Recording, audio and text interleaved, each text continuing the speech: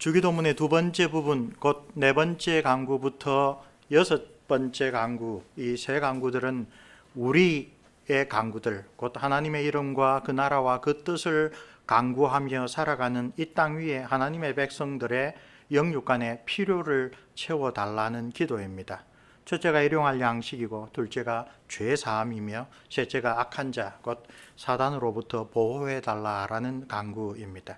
이것이 주님께서 보실 때 우리의 경건한 삶을 위하여 꼭 필요한 이 강구의 제목으로 너희는 이렇게 기도하라 라고 가르쳐 주신 두 번째 부분입니다.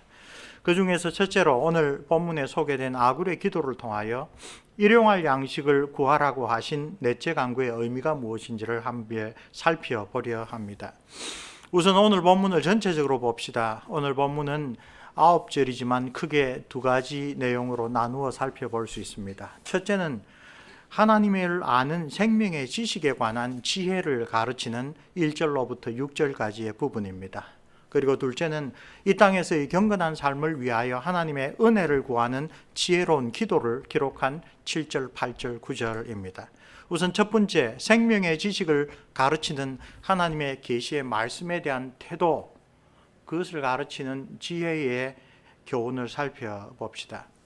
이 첫 번째 주제와 관련하여 우리는 구약과 신약을 일관하여 하나님의 백성들이 하나님을 아는 일에 있어서 명심해야 할 몇몇 소중한 교훈을 발견하게 됩니다.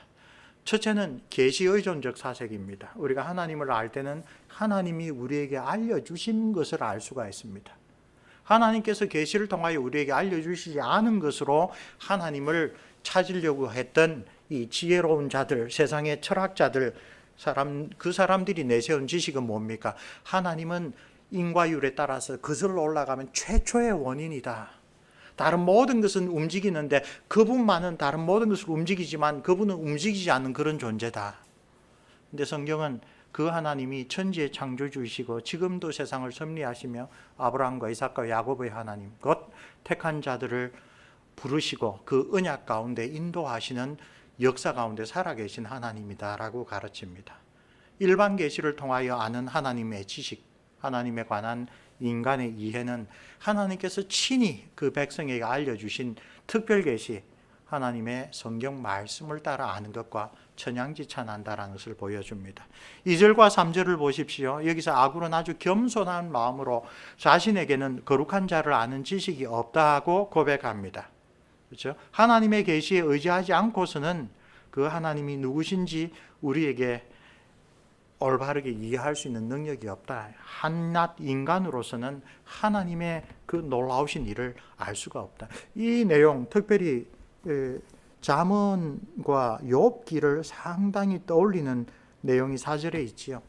그렇죠? 인간은 아무리 하나님의 그 일을 자기가 열심히 강구한다 하더라도 하나님께서 계시로 알려주시지 않으면 우리는 하나님이 과연 어떤 존재인지 알 수 없다고 합니다.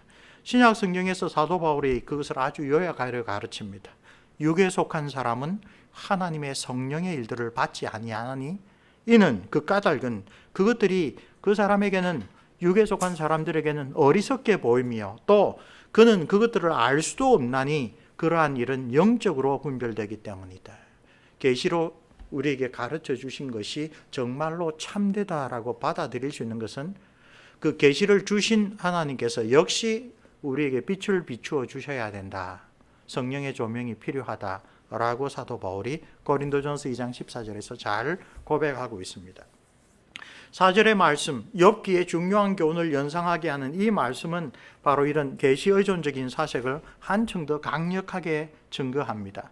피조물이며 죄인인 우리 인간은 결코 전능하신 창조주 하나님, 그 놀라우신 지혜로 이 모든 역사와 만물을 움직이시는 하나님을 속속들이 이해하고 파악할 수 없는 제한된 존재입니다. 욥이 세 친구와 세 사이클을 돌면서 논의했던 질문에 대하여 하나님께서 마지막에 나타나 대답을 하셨던가요? 내가 아무리 돌아보고 아무리 생각해도 이런 벌을, 이런 이 재난을 당할 이유가 없다. 친구들은 네가 뭔가 잘못을 했기 때문에 그런 재난을 당한다라고 인과율로 계속 이야기를 했는데, 하나님께서는 그 친구들의 그런 반론들을 옳지 않다고 하시지만 욥에게 네가 무엇 때문에 이런 일을 당한다라고 가르쳐 주지 아니하시고, 내가 한낱 인간으로서 하나님의 놀라우신 그 뜻과 섭리를 다 이해할 수 없다라는 것을 인정을 하거라, 그렇게 대답을 해주셨습니다. 4절의 내용이 욥기의 아주 핵심적인 그런 교훈을 요약해 주는 말씀입니다. 그에 대한 욥의 반응은 무엇이었습니까? 내가 예전에 하나님을 아는 것과 이제 하나님을 아는 그 하나님을 아는 신령한 지식에서 나는 완전히 새로운 사람이 되었다라고 이야기를 합니다. 역설적으로 그것은 하나님은 나의 인생에서 벌어지는 이런 여러 가지 사건으로 하나님은 이런 분이야, 하나님은 저런 분이야 라고 내가 함부로 판단하고 함부로 내 스스로 생각할 그런 분이 아니시다 라고 고백을 한 겁니다.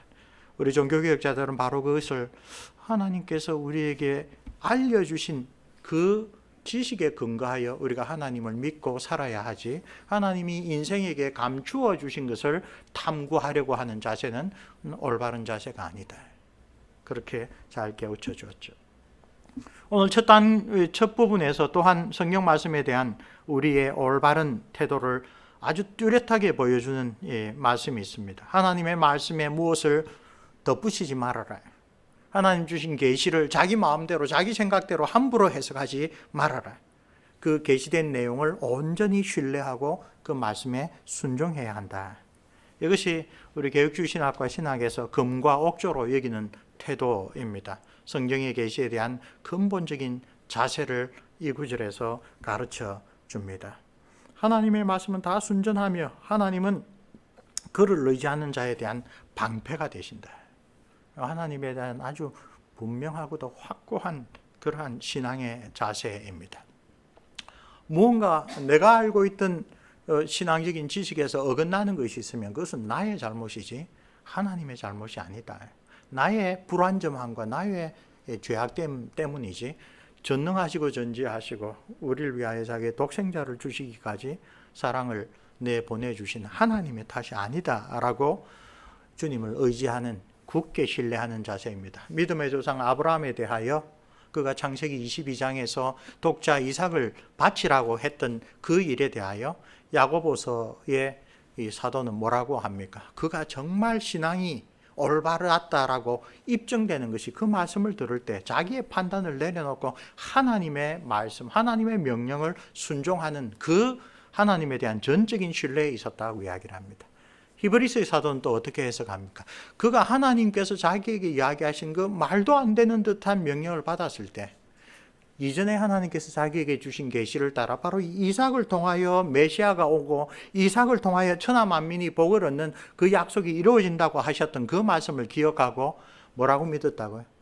그 하나님의 말씀을 내가 신뢰해야 된다. 혹시 내가 명령대로 번제로 이삭을 죽여서 바치더라도 그를 죽은 자 가운데서 다시 살리실 수 있는 능력이 여호와 하나님께 있다고 이야기를 하죠.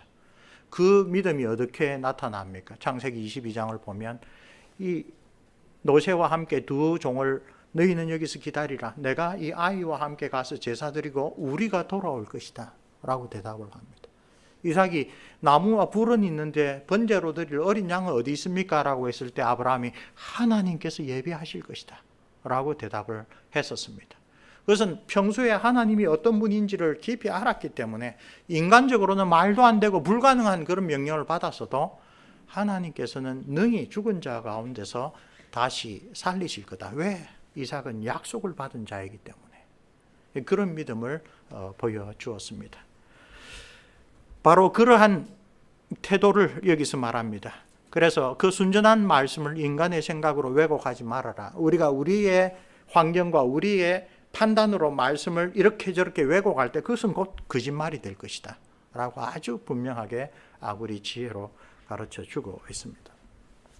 그에 잇따라서 오늘 우리 본문은 우리가 주기도문을 묵상할 때 아주 소중한 그런 교훈을 던져줍니다. 7절부터 9절까지의 내용입니다. 아굴이 여기서 무엇을 강구하고 있습니까? 또 그 강구가 왜 모든 경건한 하나님의 백성들이 본받을 만한 기도입니까? 그리고 둘째, 어떤 점에서 아굴의 기도가 주기도문의 넷째 강구와 그 서로 일통하는 그런 정신을 가지고 있습니까? 7절과 8절을 보면 아굴의 지혜로운 기도에서 세 가지를 강구하는 것 같습니다. 헛된 것과 거짓말을 멀리하게 해 주옵소서. 둘째, 가난하게도 말고 부하지도 말게 해 주옵소서. 그리고 필요한 양식으로 먹여 주옵소서. 그러나 이 세 가지인 것 같은데 두 번째와 세 번째는 사실 동일한 강구이죠. 가난하게도 부하게도 말게 해달라라는 강구의 목적은 오직 필요한 양식으로 먹여달라는 것과 동일한 목적을 갖고 있습니다. 반복하면서 강조한 그런 표현입니다. 그 다음 절에서 내가 너무 가난하거나 혹은 지나치게 부유하게 되어서 참된 경건에서 멀어질 것을 염려하는 그러한 동기로 드린 기도입니다. 그러므로 아굴의 강구는 크게 두 가지로 요약할 수 있습니다. 그 하나씩 살펴봅시다. 첫째, 헛된 것과 거짓말을 멀리하게 해달라라고 기도합니다. 여기서 헛된 것 혹은 허탄함은 하나님 앞에서 그리고 사람들 앞에서의 속임과 가식을 뜻합니다. 출애굽기 20장 7절에서 바로 그런 뜻으로 이 단어가 쓰여집니다. 이 첫 번째 강구에서 아굴의 신앙적인 동기가 잘 드러납니다. 하나님 앞에서 올바르게 살아가는 경건을 잃어버리지 않도록 이렇게 기도합니다. 두 번째로 지나친 빈부를 멀리하고 필요한 양식을 강구하는 이 기도를 함께 보면 아굴이 생각하기에 우리의 경건한 신앙생활을 위태롭게 하는 대표적인 두 가지가 헛된 거짓말과 지나친 빈부의 문제라고 딱 지적한 것을 알 수가 있습니다. 자, 오늘 우리의 세상에서는 어떻습니까? 우리의 참된 기독교적 경건을 흐리는 것들로 우리가 우리의 자신의 생활에서 인식하고 있는 위험들은 무엇입니까?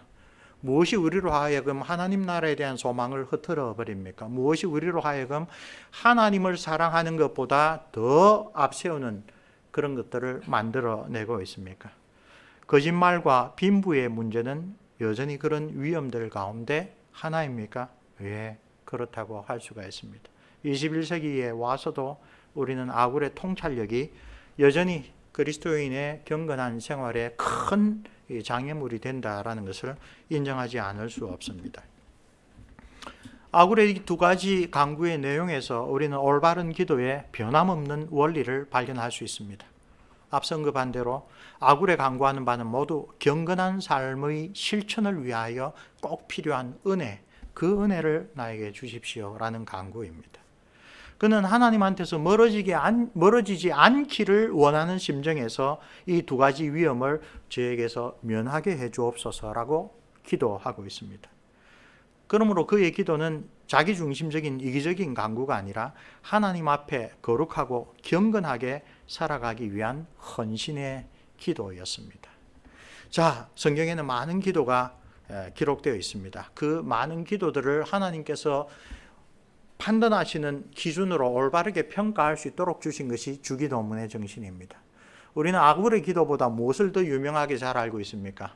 야베스의 기도를 훨씬 더 한국 사람들이나 미국 사람들이나 더 사랑했습니다.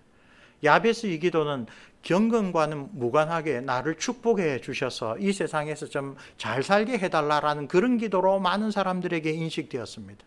많은 개혁주의 신학자들과 목사님들이 잘 가르친 대로 야베스의 기도가 응답되었던 것은 그가 평소에 하나님과 맺은 언약 생활에 신실했다라는 그러한 기초가 깔려 있는 것입니다. 그러지 않고서 하나님께서 그렇게 기도하는 사람이라면 다 축복해 주셨다 그러면 성경 전체에 나타난 하나님의 뜻과는 무관한 것이 될 것입니다. 근데 야베스의 기도보다 우리에게 주께서 가르치신 주기도문의 의미를 더 잘 가르쳐 주는 것이 아굴의 기도입니다. 지혜로운 이 기도에서 필요한 양식으로 먹여주시기를 간구하는 내용은 오늘 우리가 살펴볼 주기도문의 넷째 간구, 즉 일용할 양식을 구하는 기도와 너무나 밀접하게 연결될 수가 있습니다. 아굴의 기도는 주기도문의 넷째 간구의 정신과 일맥상통합니다. 그것을 우리가 고백하는 개혁주의 요리문답들을 통하여 한번 살펴봅시다. 대표적으로 우리 화면에 하이델베르그 요리문답의 125문답에서 주기도문의 넷째 간구의 내용을 가르치는 내용입니다. 넷째 간구는 무엇입니까? 함께 읽어보겠습니다. 오늘날 우리에게 일용할 양식을 주옵소서로 이러한 간구입니다. 우리의 몸에 필요한 모든 것을 내려주시며 그리하여 오직 주님이 모든 좋은 것의 근원임을 깨닫게 하시고 주님의 복 주심이 없이는 우리의 염려나 노력, 심지어 주님의 선물들조차도 우리에게 아무 유익이 되지 못함을 알게 하옵소서. 그리하여 우리로 하여금 어떤 피조물도 의지하지 않고 오직 주님만 신뢰하게 하옵소서. 이 부분까지 뒤에 있습니다. 예. 자, 여기 보면 이 하이델베르그 요리문답의 해설을 따라 차근차근 따져보면 직접적으로 강구한 내용은 우리의 몸에, 우리의 삶에 필요한 모든 것을 내려주십시오. 그런데 그것이 궁극적으로 구하는 바는 뭡니까? 그 결과 우리가 깨달아야 할 바가 무엇입니까? 오직 주님이 모든 좋은 것의 근원이시고 주님의 축복이 없으면 우리가 누리는 좋은 것들도 우리에게 유익이 되지 못한다는 사실을 깨닫게 해 주옵소서. 이 고백에 아주 두드러진 구약적 사례가 뭡니까? 솔로몬입니다.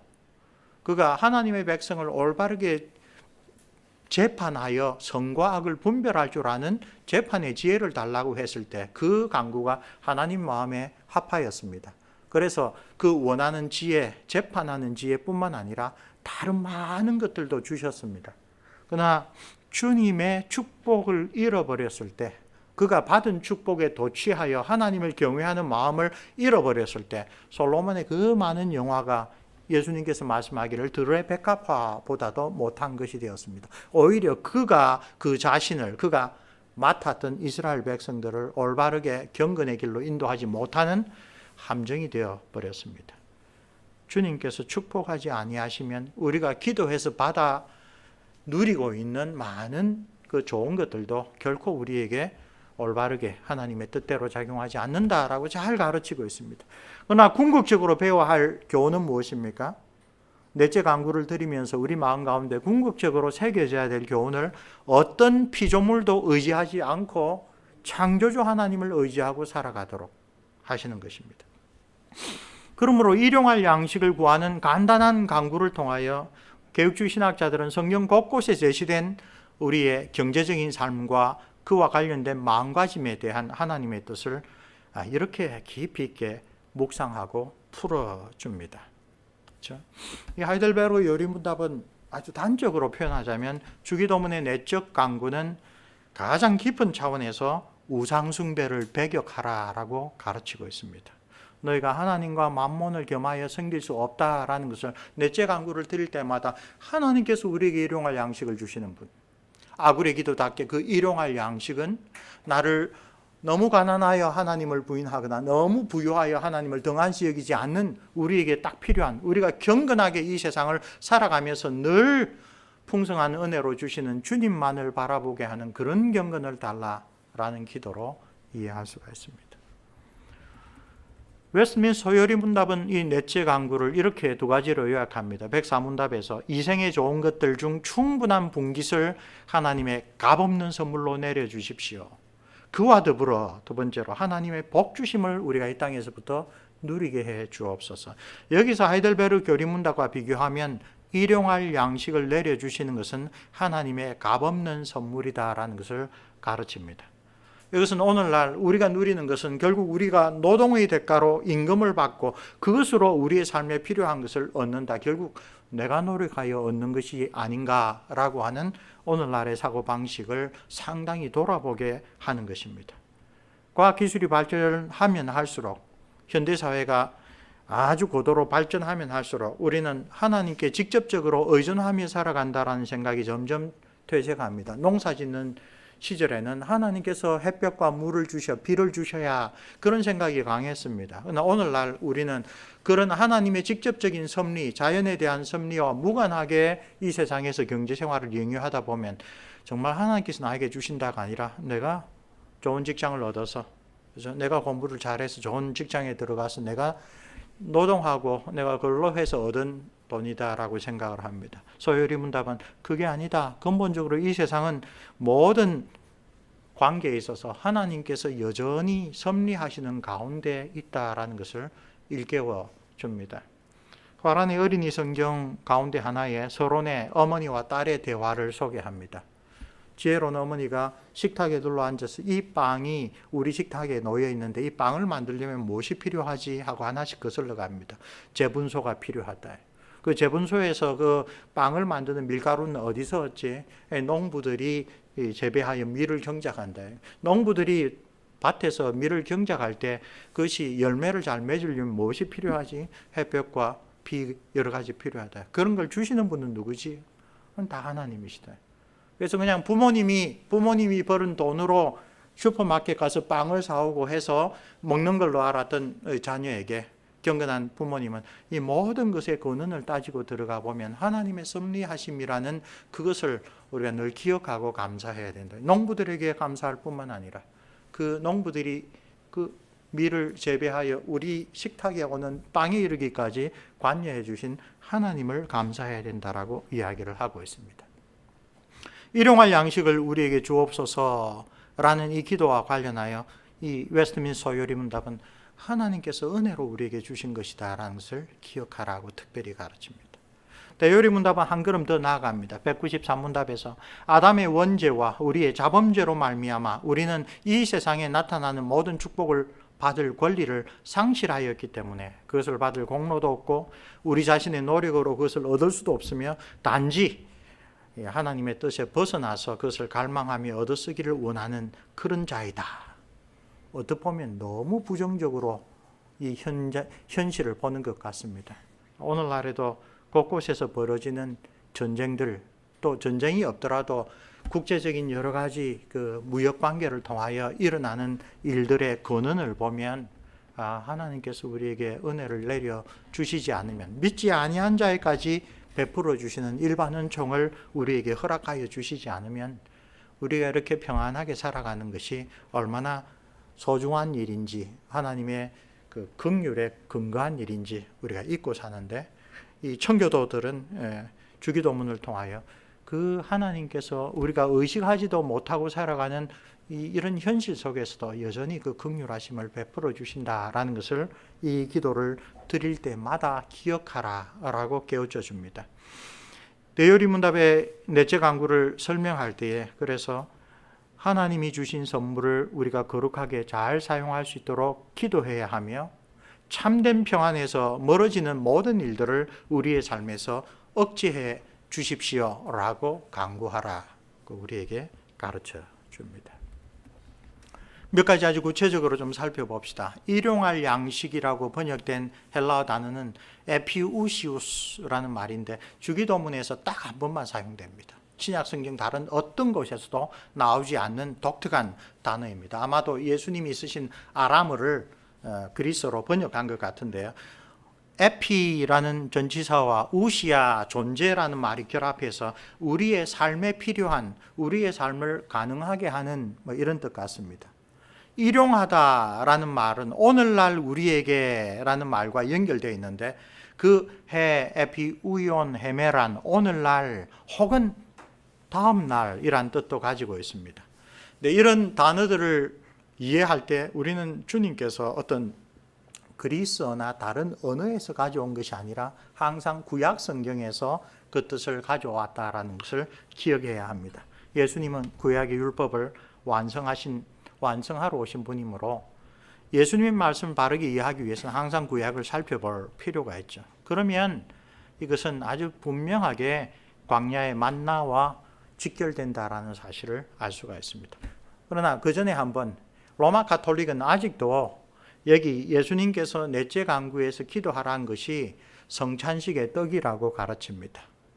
교회가 성령님께로부터 받은 권한으로 축성하면 그리스도의 살로 변하는 그 성찬이 여기서 말하는 그 우리에게 일용할 양식에 해당하는 그 양식이라. 그것은 초자연적인 빵, 성찬을 뜻한다라고 이야기를 하는데 그러나 우리가 성경의 언어를 분명하게 그 문자적으로 이해할 때 얻는 유익이 그것입니다. 일용할이라는 이 단어는 예수님께서 항상 전제하셨던 구약의 가르침을 비추어 보면 그야말로 일반 사람들이 일상생활에 필요한 그 빵이다, 떡이다라는 것이 아주 분명해집니다.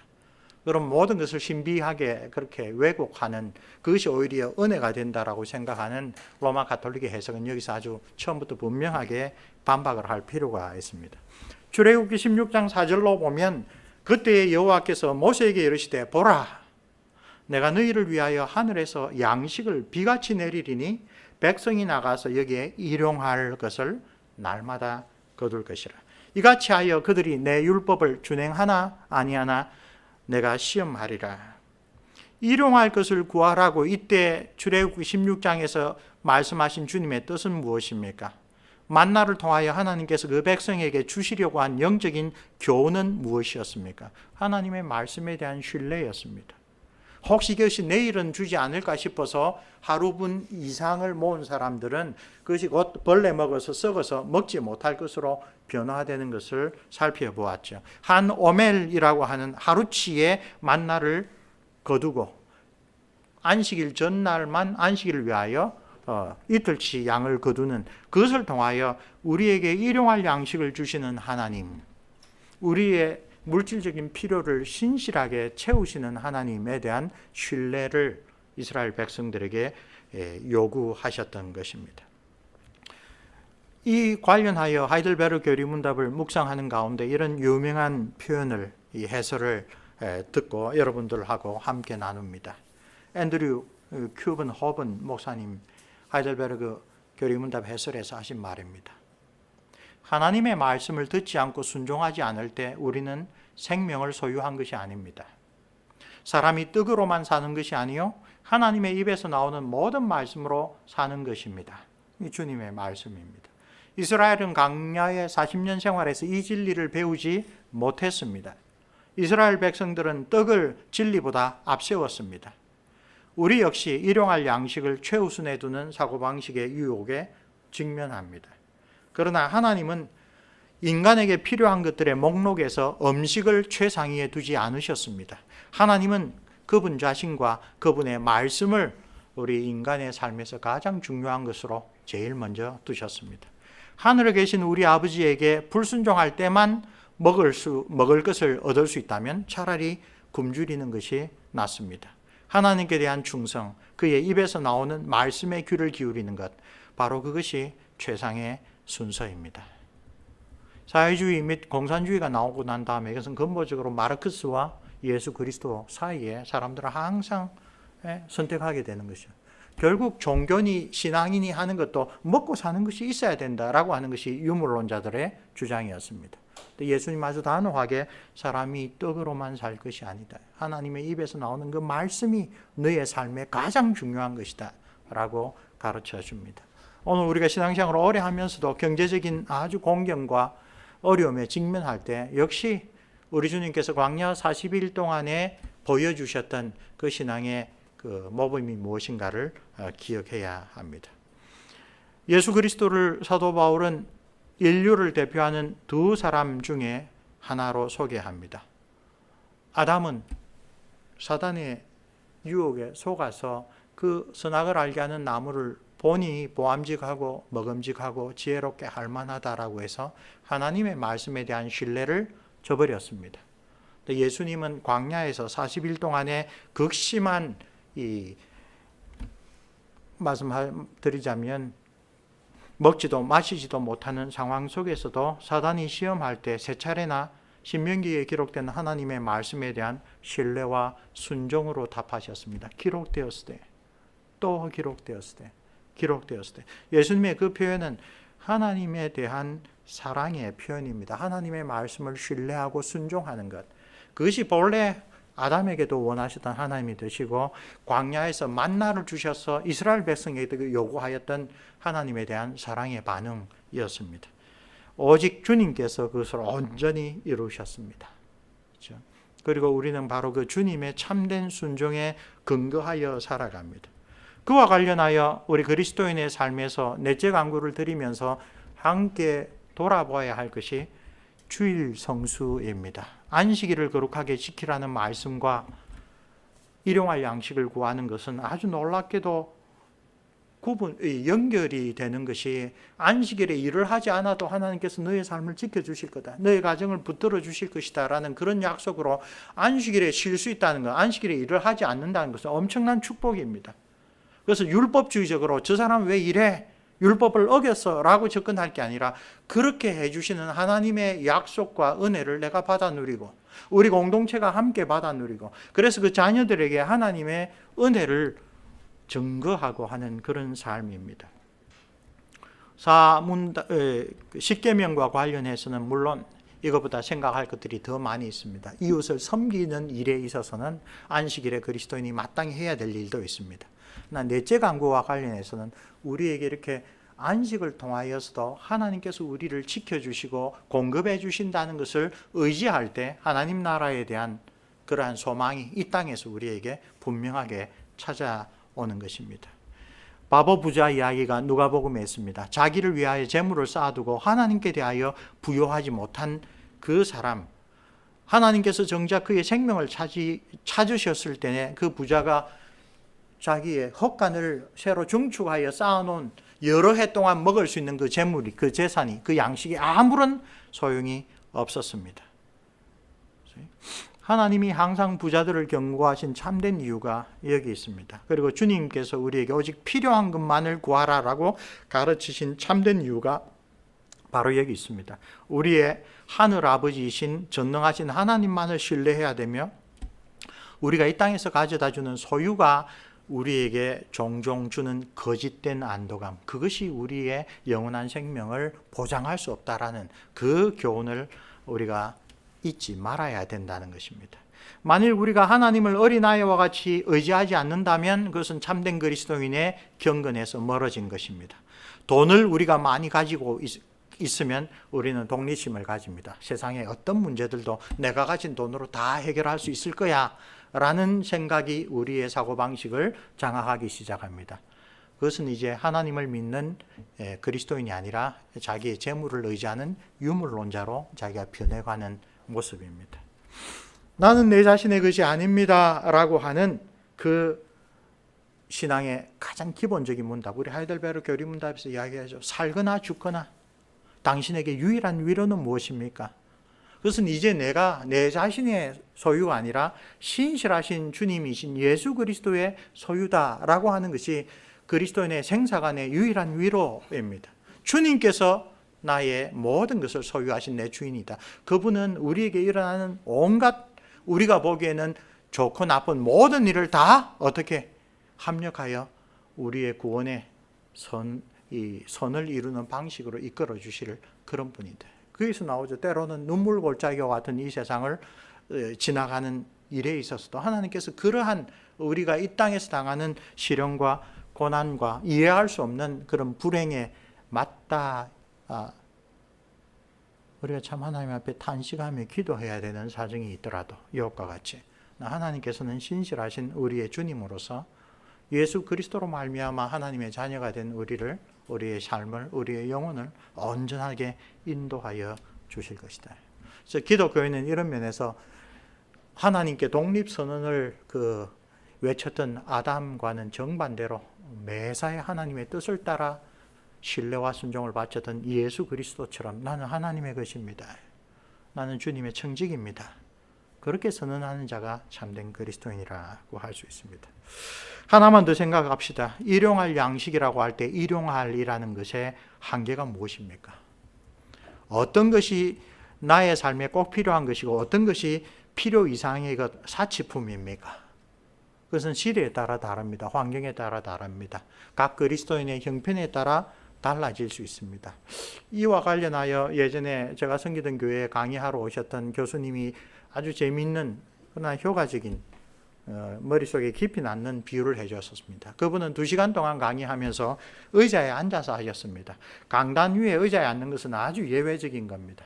근데 이 교수님이 이런 이야기를 하셨어요. 이 의자에 앉아서 강의하는 것은 일반 목사나 다른 사람에게는 사치품일 겁니다. 그러나 저는 제 허리 사정이 힘들기 때문에 이것은 나에게 필수품입니다. 특정한 대상이 모든 그리스도인에게 사치품, 모든 그리스도인에게 필수품이 되는 게 아니라 그 사람의 형편과 사정에 따라 그것이 우리에게 꼭 필요한 것이 될 수도 있고 것도 지나치게 많은 것이 될 수 있습니다.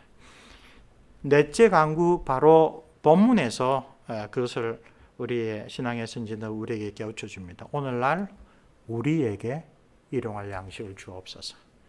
나에게가 아니라 우리에게. 이 우리는 누구겠습니까?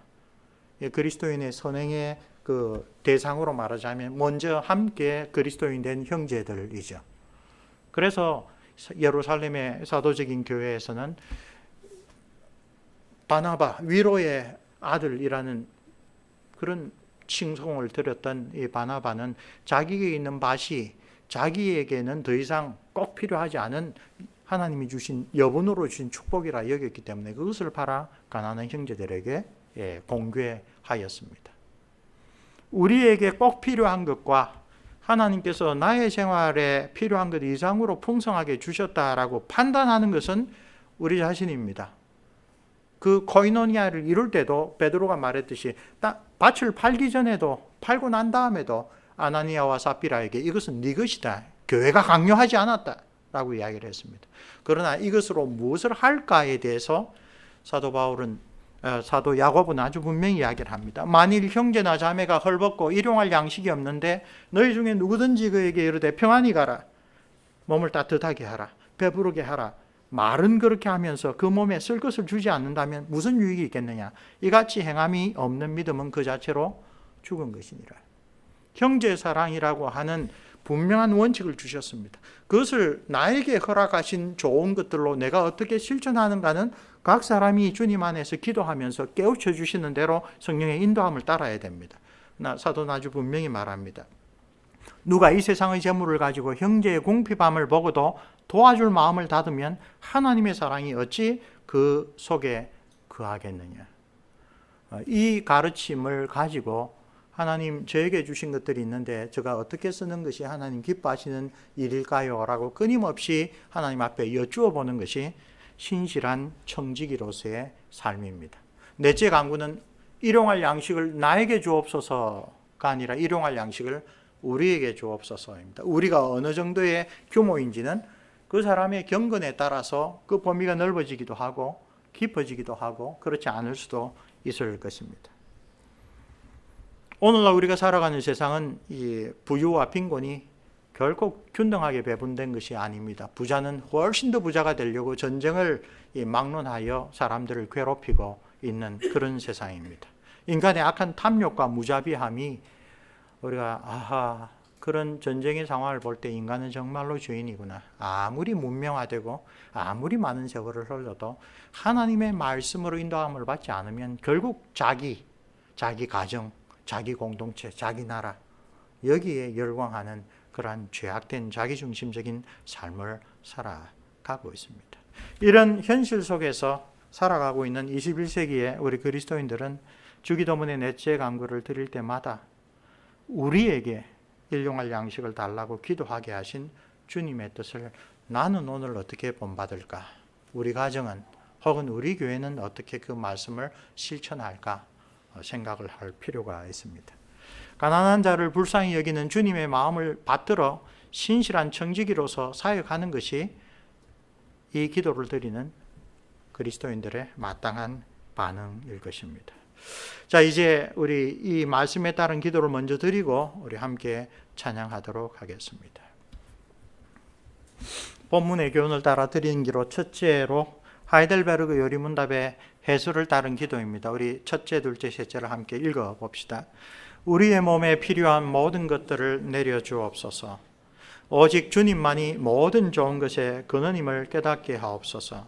주님의 복주심이 없으면 그 모든 좋은 선물들도 아무런 유익이 되지 않음을 알게 하옵소서. 피조물을 의지하는 우상숭배를 떨쳐버리고 오직 창조주 우리 주님만을 신뢰하게 하옵소서. 두 번째입니다. 우리에게 일용할 양식을 주시도록 기도합시다. 함께 읽습니다.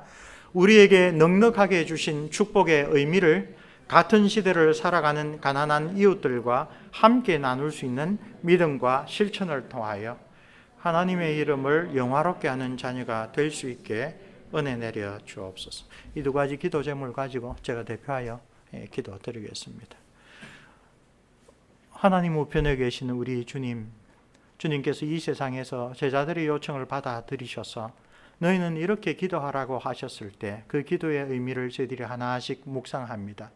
이제 우리를 위한 간구의 첫 번째인 오늘날 우리에게 일용할 양식을 주옵소서라고 기도하라고 하신 그 뜻을 말씀을 통하여 깊이 살펴봅니다. 아굴의 기도처럼 우리 자신이 어떻게 경건한 하나님의 백성으로 참되신 하나님, 창조주의자, 전능하신 하나님만 의지하고 피조물들을 의지하지 않는 우상 숭배를 버리고 하나님만을 바라보는 신앙으로 살아가게 하신 그 뜻을 이 넷째 기도를 드릴 때마다 기억하게 하옵소서.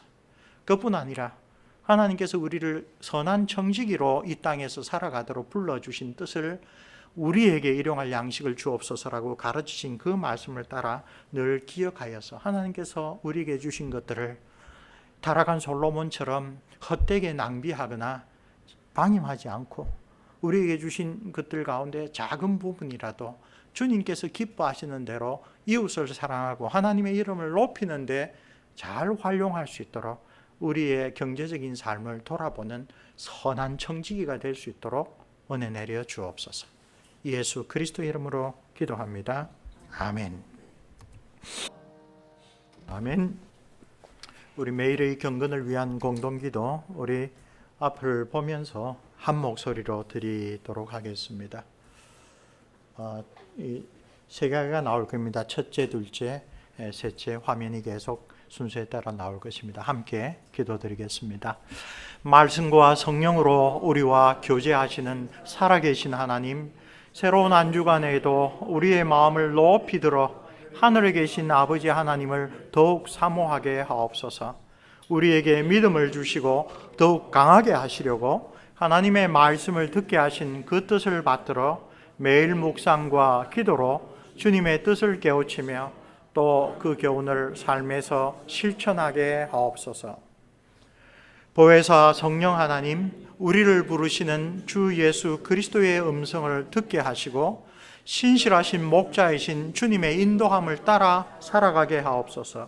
신뢰와 순종으로 주님을 따라가는 우리의 삶에 때를 따라 위로와 평강과 기쁨을 더하시고 간구하는 바 소원을 들어주셔서 주 하나님의 능력과 사랑을 우리가 날마다 더욱 깊이 체험하며 찬양하게 하옵소서. 우리는 아무 공로 없으나 신실하신 주 예수 그리스도의 십자가 공로에 힘입어 기도할 때에 하나님께서 귀 기울여 들어주심을 믿습니다. 주님의 은혜와 긍휼이 필요한 이웃들을 위하여 우리가 낙심하지 말고 기도하게 하옵소서. 선하신 아버지 하나님에 대한 신뢰와 간절함을 가지고 중보 기도에 힘쓰게 하옵소서. 예수님 이름으로 기도합니다. 아멘. 우리가 이 시간 짧지만 교회가 공동으로 드리는 기도 제목 외에 우리가 개인적으로 마음에 품고 중보해야 될 사람들, 우리의 사랑하는 남편이나 아내, 우리의 부모님이나 자녀들, 우리가 정말로 사랑하는데 아직 하나님을 알지 못하는 사람들, 우리 기억하는 대로 간절히 지금 한번 통성으로 기도하겠습니다. 은혜로우신 우리 아버지 하나님, 우리를 사랑하사 독생자를 주시고 지금도 주님께서 하나님의 능력의 보좌 우편에서 우리를 위하여 중보하시고 기도해 주시는 그 은혜를 이 시간 기억하며 우리가 주님 앞에 주님의 모범을 따라 기도합니다. 하나님께서 정말 불러주셨으나 낙심한 우리의 사랑하는 가족들, 믿음을 아직 고백하지 못한 우리의 가족들, 하나님 아버지 이 세상에 소망이 없는데 그것을 알지 못하고 하나님의 그 영원하신 생명의 복음을 아직 받아들이지 못하는 그러한 우리의 주변에 사랑하는 사람들, 주님 이 시간에 우리가 기도하오니 주님 붙들어 주시고 인도해 주옵소서. 믿음은 모든 사람의 것이 아니라 하나님의 은혜라고 한 것을 더욱더 우리가 깊이 생각합니다. 하나님 놀라우신 긍휼과 사랑과 은혜를 베풀어 주셔서 주께서 택하신 그 뜻을 따라 주님 그들을 주님 앞에 다시 돌아올 수 있도록 주님의 복음으로 돌아올 수 있도록 은혜 내려 주옵소서. 우리에게 베풀어 주신 그 크신 은혜대로 생명에 이르는 회개와 구원 얻는 믿음이 그들에게도 주님 정말 베풀어지게 도와주옵소서. 또한 그들을 대하는 우리를 주님께서 권고하여 주셔서 주님의 은혜와 사랑을 간절히 간구하며 엎드리며 나아갈 수 있도록 주님 도와주시옵소서. 오직 하나님의 놀라우신 긍휼과 사랑이 우리의 모든 소망이 될 줄을 압니다. 주 예수 그리스도를 믿으라라고 선포할 때에 주 성령 하나님께서 우리가 기도하는 그 사람들, 그 심령들 주님께서 정말 붙들어 주시고 인도하여 주시고 그들을 주님 앞으로 다시 온전히 인도하여 주시기를 원합니다. 주님 또한 교회가 함께 기도하는 그러한 일들도 주님 챙겨주시되 오늘 우리에게 깨우쳐 주신 대로 우상숭배를 버리고 창조주 하나님만을 바라보며 살아가는 것이 얼마나 우리에게 복된 삶인지 아직 하나님을 알지 못하는 그 우리의 주변에 사랑하는 사람들이 우리의 삶을 통하여 우리의 복된 그 모습을 보고 주님 우리에게 있는 소망을 물어볼 수 있도록 우리가 그들에게 복음을 사랑으로 전할 수 있도록 하나님 은혜 내려주시고 인도하여 주옵소서. 붙들어 주옵시고 이끌어 주셔서 주의 복음을 전하는 주의 종 주의 선교사들을 주님께서 권고하여 주시고 지금도 강구하는 그들의 그 심령을 주님께서 어루만져 주시고 그들에게 필요한 일용할 양식을 주님께서 베풀어 주시고 사역에 필요한 모든 것들을 주님께서 사랑의 손길로서 정말 응답하여 주옵소서. 우리 주 예수 그리스도 이름으로 기도합니다. 아멘. 우리 믿음과 헌신을 위한 간구 역시 우리 세 개의 그 프레젠테이션 통하여 우리 함께 보면서 마음을 모아서 기도드리겠습니다. 전능하신 하나님, 주의 백성에게 십계명을 비롯한 규례와 법도를 주셔서 거룩하신 주 하나님을 섬기는 거룩한 백성이 되도록 하셨나이다. 무엇보다도 주 예수 그리스도를 통하여 깨우쳐 주신 하나님의 뜻을 우리 마음에 새기고 삶으로 실천하여 하나님의 나라가 이 땅에 이루어지게 하옵소서. 죄와 사망과 질병으로 고통당하는 사람들을 구원하여 주시고 고쳐주시기 위하여 이 땅에 오신 우리 주님의 구속의 사역을 기억하면서 구원받은 우리 그리스도인이 주님의 놀라운 섬김의 삶을 본받게 하시고 그리하여 여전히 죄와 어둠 속에서 고생하는 사람들에게 생명의 복음을 사랑으로 전하게 하옵소서. 공의로우신 하나님, 아브라함을 부르셔서 의와 공도를 따르는 거룩한 백성으로 삼으신 뜻을 그 믿음의 후손이 된 우리도 마음에 새기며 살아갑니다. 불의한 권세를 심판하시고 억울한 사람들을 신원하시는 하늘의 하나님, 우리에게 주님의 의로움을 올바르게 분별하는 지혜와 그 뜻을 실천하는 용기를 주셔서 이 땅에 하나님의 거룩한 뜻이 이루어지게 하옵소서.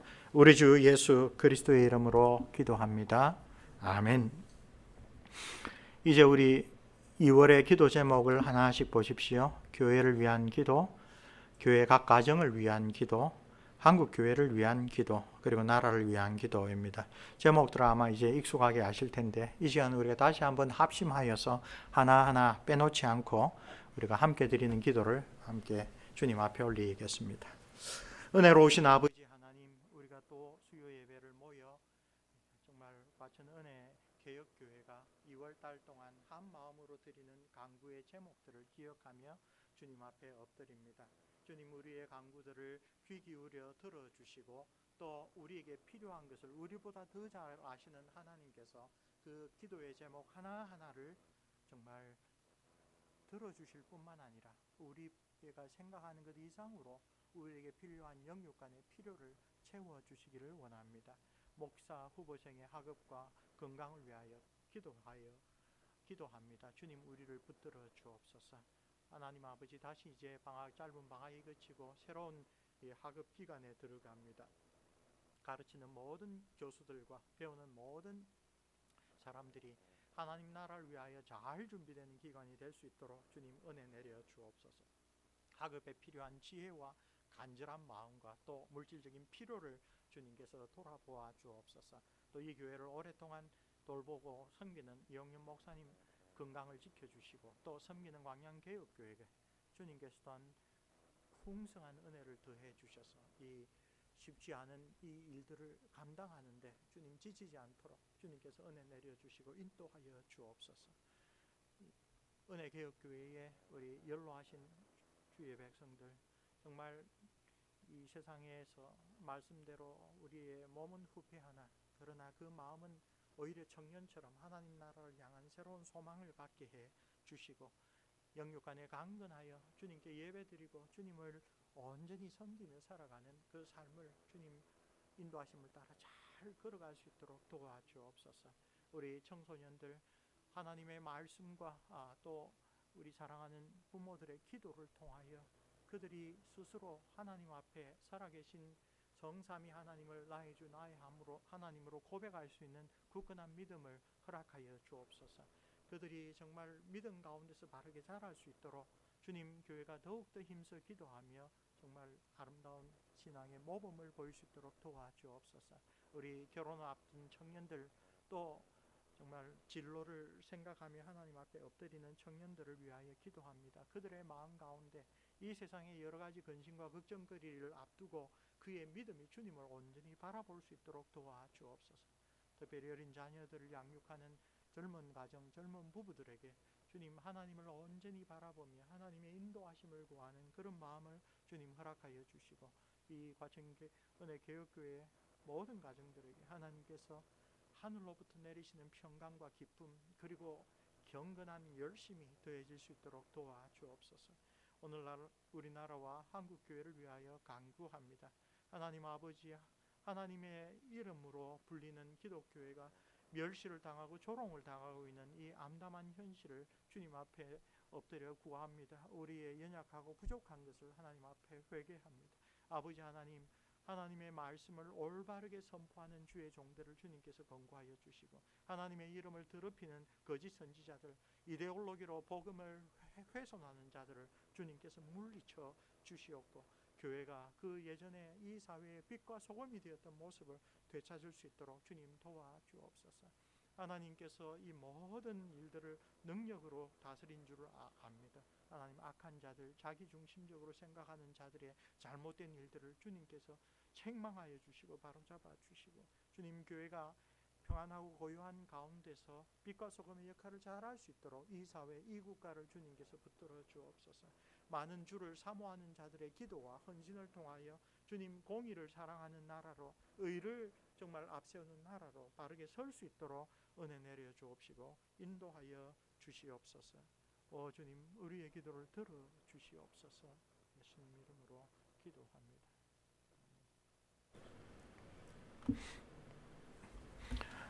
기도드리겠습니다.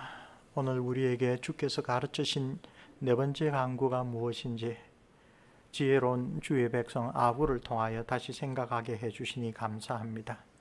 그리고 우리의 신앙의 선진들을 통하여 오늘날 우리에게 일용할 양식을 주옵소서라고 가르치신 주님의 뜻이 무엇인지 성경의 깊은 가르침을 통하여 우리를 돌아보게 해주시니 감사합니다. 무엇보다도 하나님만을 섬기며 우상숭배에 빠지지 않도록 주님 도와주옵소서. 크신 긍휼로 우리의 이곳에서, 이 땅에서의 삶을 지켜주시옵소서. 주님의 그 크신 사랑과 은혜를 기억하여 우리가 청직이 된 자로서 하나님께서 우리를 은혜로 양육해 주실 때에 그 받은 좋은 것들로 우리가 어떻게 주님의 이름을 높여야 하는지를 늘 생각하게 해주시고, 지혜와 명철을 허락하셔서 주님께서 우리에게 주신 것을 우리가 어떻게 쓰는 것이 합당하고 올바른지 우리에게 새로운 깨달음으로 채워주시고, 그 깨우쳐 주시는 대로 하나님에 대한 참된 사랑으로 보답하는 주의 백성이 될 수 있도록 은혜 내려 주옵소서. 우리 주 예수 그리스도 이름으로 기도합니다. 아멘. 자, 이제 우리 매일매일 주기도문을 드릴 때마다 우리 마음에 생각을 가지시고, 그리고 제가 그 예전에 성경 공부할 때에 함께 했던 분들에게 그 요청했던 숙제 중에 하나입니다. 6가지 간구를 하나씩 배울 때마다 거기에 근거하여 나의 기도를 직접 한번 만들어 보시라. 그래서 아까 나에게 필요한 것과 하나님께서 나에게 주셔서 다른 사람을 섬기게 한 것, 그거는 사람마다 다 다릅니다.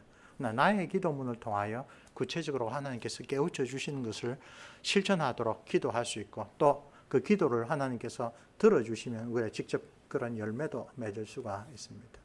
매일매일 드리는 주기도문이지만 그 뜻을 따라서 우리가 하나님 앞에 잘 드리면 좋겠습니다. 함께 주기도문 드리겠습니다. 하늘에 계신 우리 아버지여, 이름이 거룩히 여김을 받으시오며 나라의 임하옵시며 뜻이 하늘에서 이룬 것 같이 땅에서도 이루어지이다. 오늘날 우리에게 일용할 양식을 주옵시고 우리가 우리에게 죄 지은 자를 사하여 준 것 같이 우리 죄를 사하여 주옵시고 우리를 시험에 들게 마시옵시며 다만 악에서 구하옵소서. 대개 나라와 권세와 영광이 아버지께 영원히 있사옵나이다. 아멘.